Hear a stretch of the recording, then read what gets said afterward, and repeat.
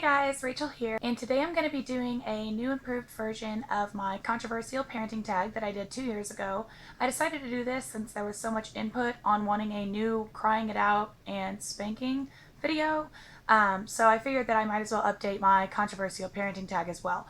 Also, if you guys have checked up on the YouTube page on the comments or the Facebook or the Twitter. Oh my god, I sound so old.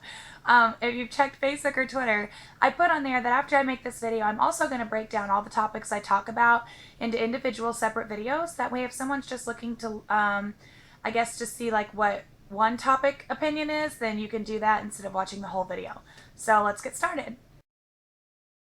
First topic is pro-life versus pro-choice. I am pro-life.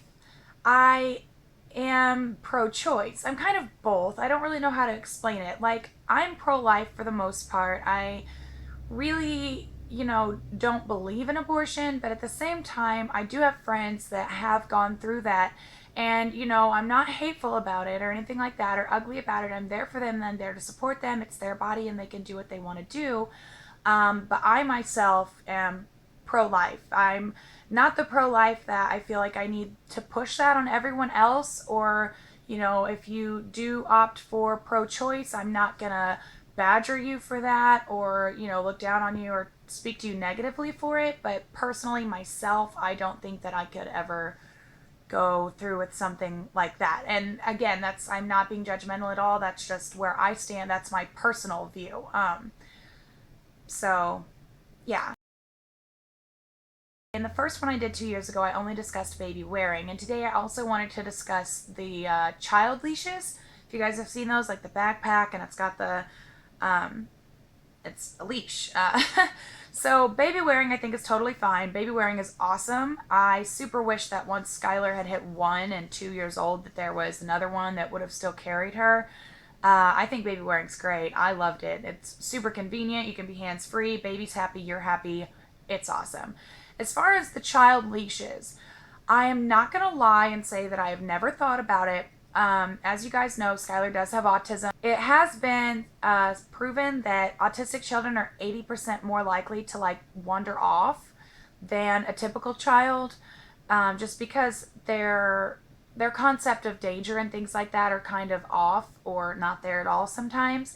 And so I have thought about using the child leash before, because when we would go to places like, I don't know, like a county fair or the store, she didn't like riding in the cart, and she didn't want to be in the stroller. She wanted to be out and free and walking like everybody else, but at the same time, I needed a way to keep her close to me instead of chasing her everywhere, because she doesn't respond to her name being called. She doesn't respond to verbal commands like stop or don't do that or please wait or whatever. She darts and she's gone.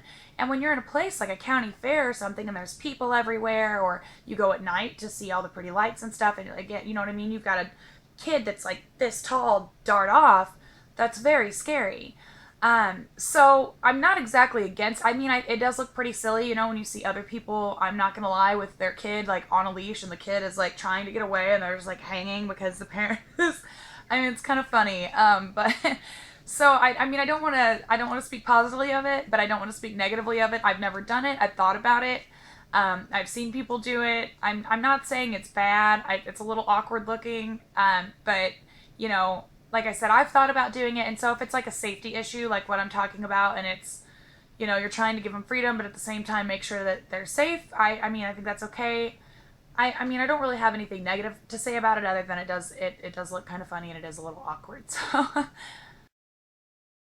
next topic of conversation is circumcision, and I had reviewed my last video, and in that video I'd said it's not the family penis, it's their penis, and so it should be up to them. But at the same time, I'm not trying to be vulgar, I think is the word I'm looking for here, and I'm not trying to be awkward or weird. But from the research that I've done, when they circumcise, of course it's going to be painful, but it's when they're a baby and they're not going to remember that. So if you don't do it and then they get older and they do want it done, it's going to be a lot worse, I would think, doing it as like a teenager or a young adult. That's probably going to suck way more than just getting it over with. And again, this is where I was saying I didn't want to be vulgar, but you know, as an adult woman, of course, I have had conversations with girlfriends in regards to sexual relations with men. And, you know, every girl, don't lie, has had discussions with their girlfriends about a man's member or whatever. And all I am saying is everything I have heard about an uncircumcised penis has been a little awkward. Now, I have personally never seen an uncircumcised penis in real life. If you are uncircumcised and you are watching this, I am not hating on you in any way, form, or fashion. Maybe you have the most wonderful penis in the world. I don't know. But I'm just saying, as far as circumcision goes, if I had a little boy, I would circumcise, because I think that if you left it as a decision later in life, that's probably going to suck to do way, way more than just getting it out of the way ahead of time. Adoption. As far as adoption goes, I think adoption is wonderful. Wonderful, wonderful, wonderful. That's a great idea. If you are pregnant, you know, and you don't want to terminate the pregnancy, but at the same time, you don't feel that you're able to care for this child, or you're not ready, or whatever the case may be, but you're not wanting to terminate the pregnancy, then I think adoption is a wonderful choice.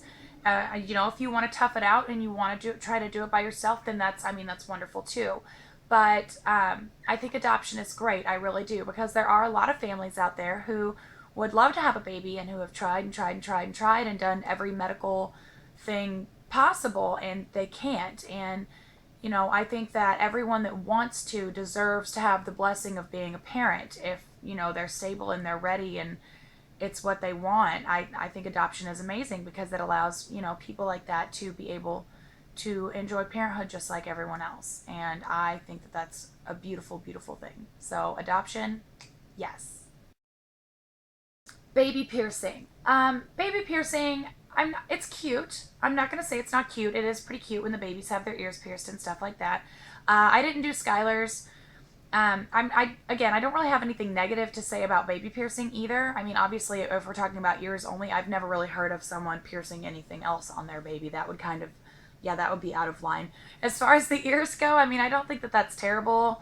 It is kind of silly because they're babies, and you know that could be a thing that you wait for when they're older and they're like 6 or 8 or something, and that's like something you guys go do together, and they're excited. You're holding their hand in the chair at Claire's or wherever you go. But I mean, I'm not against it or anything. It is cute, and I did think about doing Skies, but I don't know. I'm kind of on the fence about that. It's adorable, but at the same time, I mean, is that really necessary? It's their babies, you know. Breast versus formula. Now, this is a topic that I'm really passionate about, so I'm not going to dwell on it for too long because I will go on forever. But breast versus formula, I definitely think breast is best always, always, always. I breastfed Skylar exclusively up until she was 6 months old, and at that point she got teeth and she started biting, so I had to switch to formula. I'd heard that old wives' tale where they're like, oh, they'll only bite you like 1 or 2 times and you'll scream or it'll hurt, you know what I mean, and it'll jolt them and they won't do it anymore. Lies. Skylar bit me about 5 or 6 times to the point that I looked down thinking that I was going to be bleeding. Like, it hurt so bad. And that was it. I was like, you know what, we're done here. I mean, I wanted to breastfeed her longer than that, but it was not going to happen. Now, if you can't breastfeed, there are some women who are unable to breastfeed. Like, they are unable to express milk normally. My sister had that issue, I know. She had tried, like, they had this little thing at the hospital that she could put over her nipple that was supposed to help with, I don't know, the expression, and that didn't work either. And, you know, I'm not, like I said, I'm not dogging. If you can't breastfeed, it is what it is, or if you don't want to. But my personal opinion, I think that breast is definitely best. I did do a lot of research while I was breastfeeding Skylar and before she was born about that. And from what I had read, it has been scientifically proven that children that are breastfed have bigger, healthier brains and things like that. I don't know. You could go on and do your own research and, I mean, you know, form your own opinion about that. But I think that breast is definitely best. Co-sleeping.